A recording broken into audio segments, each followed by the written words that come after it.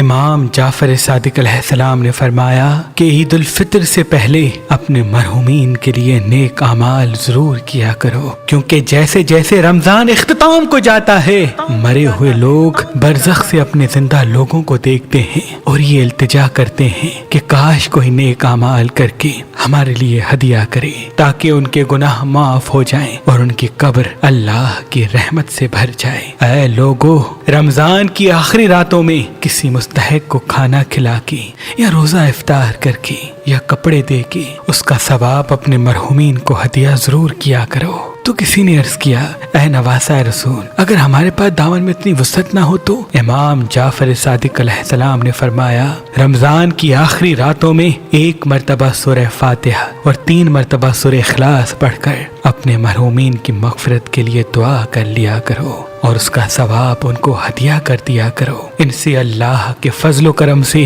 ان کی برزخ میں اللہ کا نور برسے گا اور ان کے تمام گناہ اللہ معاف کر دے گا، اور یوں وہ زندہ انسانوں کی راحت و سکون و برکت کے لیے برزخ سے دعا کرتے رہیں گے، برزخ سے دعا کرتے رہیں گے، برزخ سے دعا کرتے رہیں گے۔